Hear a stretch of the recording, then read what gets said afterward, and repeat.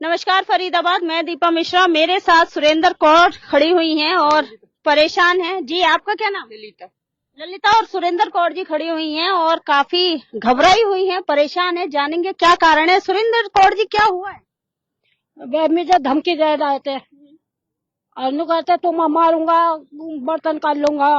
और देखो जी मैं क्या करूंगी, मैं तो घरों के काम करती, मेरे छोटे छोटे बच्चे हैं। कौन धमकी देने आए थे? क्या नाम है उनका? जगदीश संगे और रामे हाँ, और जी जोगिंदर हाँ, और जी और एक पम्मे। अच्छा, हाँ जी। ये लोग कितने बजे करीब आए थे? ये आए थे 2:15 बजे। 2:15 हाँ जी। हाँ, क्या बोले? तो ये बोल रहा था अभी निकल जाओ, अभी निकल जाओ। मैं नका जानू, मैं कहा जी कहाँ रहती हैं आप? जगह? मैं शिवालय कॉलोनी। हाँ, झुग्गी। और जी मैं रहूँ तो मैं रही 20-22 साल से, 20-22। हाँ, पहले भी कभी कोई दिक्कत हुई है रहने में? कुछ नहीं हुई, कुछ नहीं हुई। हमने कैसे डाल दिया तो ये जब भी हमारे पीछे पड़े। हाँ, नुकरा कौन सा केस है, कौन सा वो है, क्या रखा है, तुम्हारा क्या लगा ही, तुम निकल जाओ है। और वो भी नहीं, हमारे पास पुलिस वाले भी हैं। और जी हमारे पास वो ये क्या कम वकील शकील भी है। हम पुलिस वालों को लाकर तुम बिगलवा देंगे, तुम्हारे बर्तन वो करवा देंगे, तुम ऐसा करवा देंगे, तुम ऐसा ना निकलने तो हम धक्का मार कर करवा देंगे। ऐसा कह रहे थे। हाँ जी। और जी ललिता जी। हाँ जी, कल मैंने भी समझाने की कोशिश करी थी ना, मैंने की मत करो, गरीब बंदे हैं, वो करे अपने घर में रख लो फिर हैं। मैं क्या ऐसे कौन रख लेगा, वो अपने घर में रह तो रहे हैं। आप भी वहीं रहती हैं? मैं भी वहीं रहती हूँ। अच्छा। तो कहते कोई वो केस नहीं है, कोई वकील नहीं है इनका, बुला लो पुलिस को, बुला लो किसी को भी बुला लो। अच्छा। हम डरने वाले नहीं है। केस कब से चल रहा है आपका? केस हो गया 1 साल हो गया। और जो इनके साथ बोलेगा हम उनको भी अंदर करा देंगे। अच्छा। हाँ जी, मन की मेरे को करा दो अंदर। तो फिर मेरे से तो ज्यादा बात नहीं की, इसी को बेचारी को खींच रहे थे, तान रहे थे, बर्तन भांडे फेंकने को तैयार हो रहे थे, इसके मारने को तैयार होते। आदमी तो इसका डर गया, उसने तो कुछ बोलने, इसको खींच रहे थे पकड़ पकड़ के। और आपको क्या लगता है? फरीदाबाद आप देख सकते हैं, झुग्गी खाली कराने का मामला है और इस महिला के साथ बदसलूकी करी जाती है। सुरेंद्र कौर इनका नाम है। पिछले 22 सालों से उस झुग्गी में रह रही हैं, शिवालिक कॉलोनी झुग्गी में रह रही हैं और 22 साल हो चुके हैं। और अभी इनका जो केस चल रहा है दूसरे पक्ष के खिलाफ, जो इनकी झुग्गी पर कब्जा करना चाहते हैं, उनके खिलाफ इन्होंने केस डाला हुआ है। कोर्ट में केस चल रहा है, उसके बावजूद इन्हें धमकी दी जाती है घर से निकालने की। और ललिता जी हैं, इनको भी धमकी दी जाती है। हाँ जी, मेरे को कह रहे अंदर डाल देंगे जो इनके खिलाफ बोलेगा। है अब तो मोदी जी ने भी लागू कर दिया, कोई 5 साल रह जाता है तो खाली करवा ही नहीं सकते। अब ये पता नहीं क्या चाह रहे क्या नहीं चाह रहे। गरीब नहीं है बेचारी, बर्तन भांडे धोती है, चलो क्या इसको परेशान कर रहा। जवान बच्चा मरा इसका अभी 22-23 साल का, इसी कमरे में, और वो परेशान करने आ जाते हैं। अभी साल भी नहीं हुआ, 6 महीने हुए। और जो कहता है ना, जो हमारे साथ एडवोकेट बुद्धा देव जी हैं। बुद्धा देव जी, कब से चल रहा है इनका? ये 1 साल हो गया केस चल रहा है।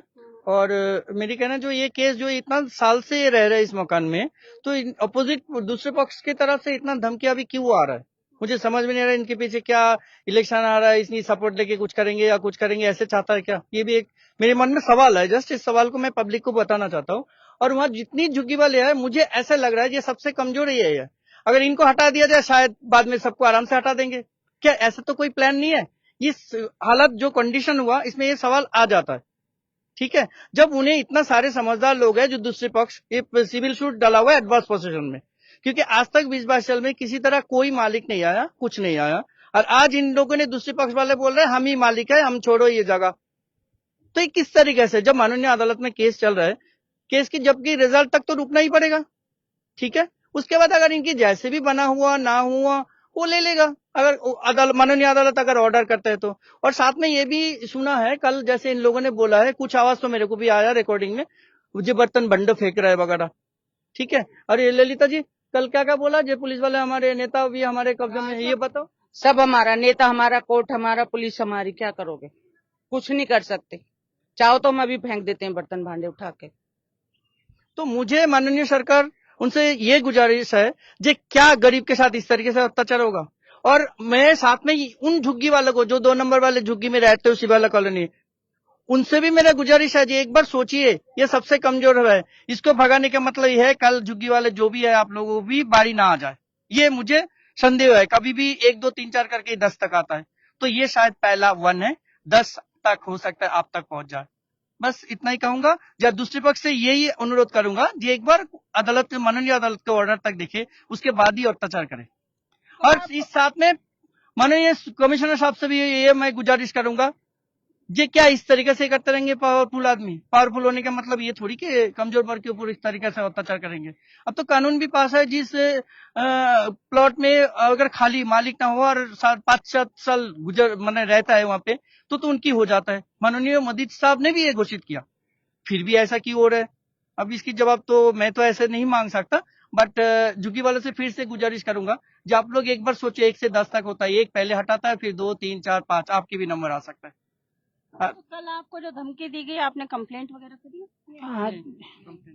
कंप्लेंट नहीं करी? क्योंकि सिविल सूट चल रहा है इसलिए मैंने, हाँ सिविल सूट चल रहा है इसलिए हमने कंप्लेंट इसलिए नहीं किया। हमने कंप्लेंट इसलिए नहीं किया सीपी साहब के पास, अब जरूरत पड़े तो करनी भी पड़ेगी, ताकि एक तो इलेक्शन का माहौल है, इन लोगों ने इशू बना के ना उलझा दे सबको, ठीक है। दूसरी बात, सिविल सूट चल रहा है, हमारे मैटर प्रॉपर्टी का था, सिविल में था, मगर इन्हें क्रिमिनल की तरफ अगर जबरदस्ती घसीटता है तो मजबूरन मुझे भी कंप्लेंट करनी पड़ेगी, इन सुरेंद्र कर अगर जब बताएंगे तब। तो फरीदाबाद आप देख सकते हैं, ये एक झुग्गी पर जबरन कब्जा करने का आरोप लगाया जा रहा है। एक पक्ष की बात हमने अभी आपके सामने रखी है, अगर दूसरा पक्ष अपनी बात कहना चाहता है हमसे संपर्क कर सकता है। प्लस अभी इनका ये कहना है कि जो भी अदालत का निर्णय होगा, वो अदालत जो निर्णय लेगी वो माना जाएगा, उससे पहले इनके साथ ऐसी धमकी देना और बदसलूकी करना ये कहीं से भी उचित नहीं है। जोड़ेंगे आपको ऐसी अन्य महत्वपूर्ण खबरों के साथ। बहुत बहुत धन्यवाद।